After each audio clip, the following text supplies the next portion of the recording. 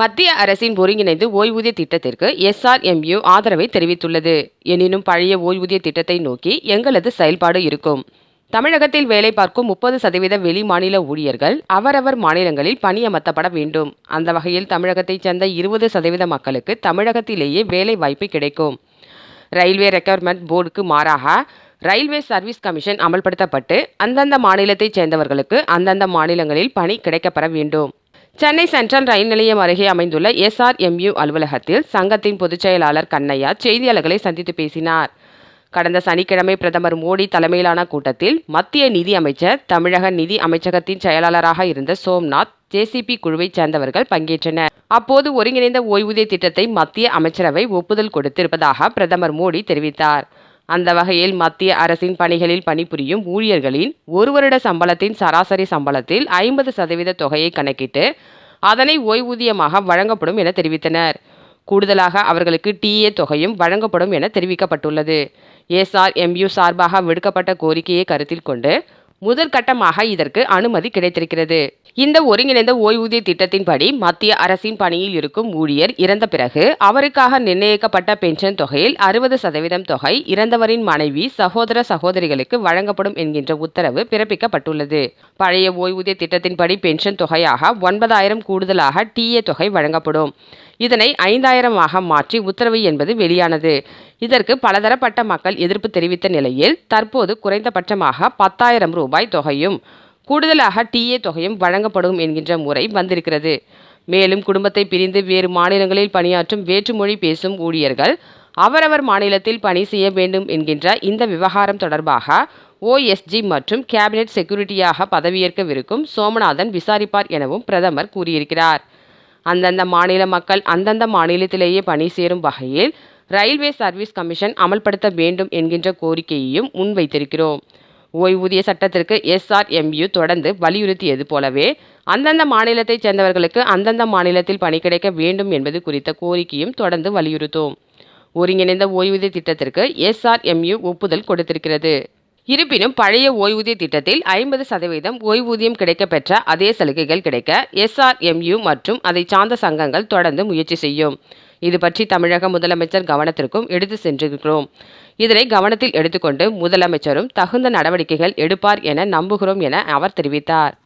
மாலை 6 மணி அளவில் 6:05க்கு பாரத பிரதமர் மற்றும் ஃபைனான்ஸ் மினிஸ்டர் அவர் மற்றும் OSD இப்போது கேபினட் செக்ரட்டரியாக வரப்போகும் மதிப்புக்குரிய தமிழ்நாட்டில் ஃபைனான்ஸ் செக்ரட்டரியாக இருந்த மிஸ்டர் சோமநாதன் அவர்கள் மற்றும் JCM குழுவை சேர்ந்த, அதாவது 47 லட்சம் மத்திய அரசு ஊழியை சேர்ந்த குழுவை தலைமை தாங்குகின்ற ஆல் இண்டியா ரயில்வே பொதுச் செயலாளர், அதே பொறுப்பில் இருக்கின்ற நானும் மற்றவர்களெல்லாம் அந்த கூட்டத்தில் கலந்து கொண்டோம். அதில் பாரத பிரதமரிடம் பேசும்போது அவர் பேசும்போது அவர்கள் சொன்னார்கள், இது மாதிரி நாங்கள் மத்திய அரசு முடிவு செய்திருக்கின்றது, இந்த பென்ஷனை கொடுக்க வேண்டும் என்று முடிவு செய்திருக்கின்றது என்பதை அவர்கள் சொன்னார்கள். அது மட்டுமில்லாமல் 4 கூட்டங்களில் என்ன முடிவு எடுத்திருக்கின்றதோ நீங்கள் பேசிய முடிவை அதை அமுல்படுத்த வேண்டிய முடிவினை எடுத்திருக்கின்றோம் என்பதை அவர்கள் சொன்னார்கள். அதன் அடிப்படையில் பார்த்தால் ஒரு 12 மாதம், ஒரு ஜனவரியிலிருந்து டிசம்பர் மாதம் எந்த சம்பளம் அவர்கள் பேசிக் அடிப்படை சம்பளம் வாங்குகின்றார்களோ அந்த அடிப்படை சம்பளத்தில் கணக்கெடுத்து அதில் 50% பென்ஷனாகவும், அதே மாதிரி DA என்ன இருக்கின்றதோ அதை DA சேர்த்து கொடுக்கப்படும் என்று இப்போது உத்தரவு வந்திருக்கின்றது. நாங்கள் போட்ட கோரிக்கையை ஏற்றுக்கொண்டு அது முதற்கட்டமாக அதை ஒப்புக்கொண்டிருக்கிறார்கள். அது மட்டும் இல்லாமல்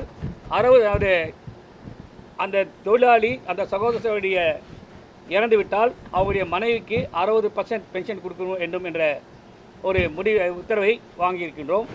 அது மட்டுமல்ல, இப்போது 10 வருடம் ஆனால் பழைய பென்ஷன் ஸ்கீமில் ப்ரோடாட்டான்னு சொல்லுவாங்க, 9,000 ரூபாய் பேசிக் பே ப்ளஸ் DA தருகின்றார்கள்.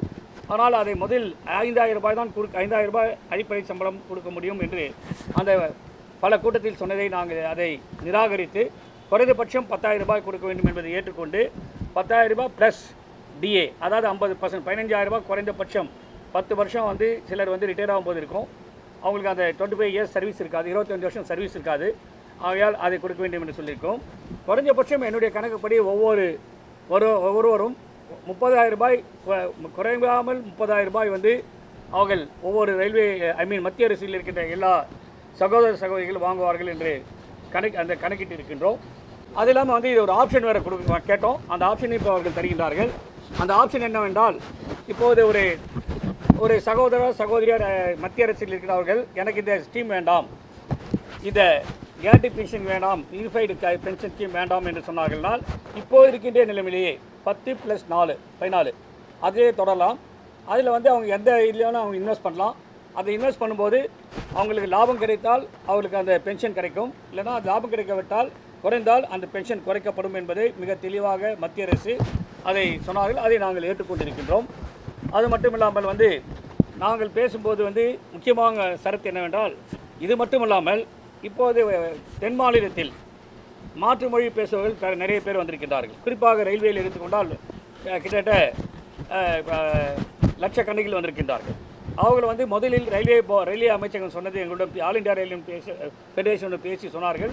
அதோடைய தலைவராக என்னிடமும் சொன்னார்கள், நான் முதலில் 3 வருடத்தில் அவர்கள் திரும்பி போவார்கள் என்று சொன்னார்கள், 5 வருடம் என்று சொன்னார்கள், 10 வருடம் என்று சொன்னார்கள். ஆனால் 15 வருடம் ஆகியும் இன்னும் அவர்கள் செல்லவில்லை. இதை பாரத பிரதமருடைய கவனத்திற்கு எடுத்து சென்றோம்.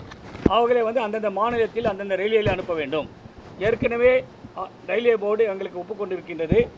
எவ்வளவு பேர் ரிஜிஸ்டர் பண்ணியிருக்காங்க, எவ்வளோ பேர் அந்தந்த ரயில்வேக்கு செல்ல வேண்டும் என்பதை கணக்கிலிட்டு ஆர்ஆர்பிக்கு, அதாவது ரயில்வே சர்வீஸ் ஆர்ஆர்பி என்ற ரயில்வே சர்வீஸ் கமிஷன் போடும்போது அந்த எவ்வளோ பேர் 10,000 இருந்தால் 5,000 பேர் தான் அவங்களையும் சேர்த்து வேலைக்கு எடுக்க வேண்டும் என்று சொல்லியிருந்தார்கள். அதை செய்யும்போது ரயில்வே போர்டுக்கு செல்லும்போது அது வந்து 50% குறைத்து விடுகிறார்கள் என்பதை பாரத பிரதமருடைய கவனத்திற்கு எடுத்து சென்றோம். அதை குறைத்து விடுவதால் யாரும் வந்து திரும்பி அந்த மாநிலத்துக்கு செல்லவில்லை. ஆகையால் எல்லோரையும் அங்கு அனுப்ப வேண்டும்.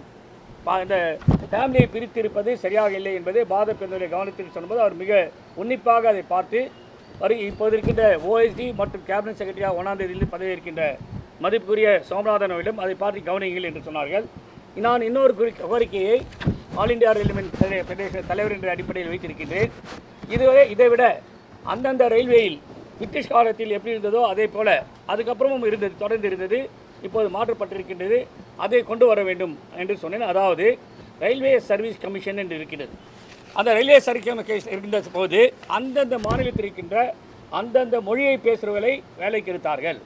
இப்போது அதை சில சமயத்தில் பல ரயில்வே எடுத்துக்கொண்டால் அதனால் மிக பாதிப்பு இருக்கின்ற மக்களுக்கும், அதாவது பேசஞ்சருக்கும் அந்த ரயில்வேயில் இருக்கின்ற அந்த ஸ்டேஷன் மாஸ்டர் அவர்களுக்கு பல பிரச்சனைகள் ஏற்படுகிறது என்பதை அவர்கள் சொல்லும்போது அவர் உன்னிப்பாக அதை கேட்டு அதை பற்றியும் என்ன செய்ய வேண்டும் என்று நீங்கள் கவனியுங்கள் என்று மதிப்புக்குரிய கேபினட் செக்ரட்டரியாக வரப்போகிற சோமநாதன் ஓஎஸ்டி அவர்களிடம் மிக அதை பார்த்து என்ன செய்ய முடியுமோ அதை செய்யுங்கள் என்று சொல்லியிருக்கின்றார்கள்.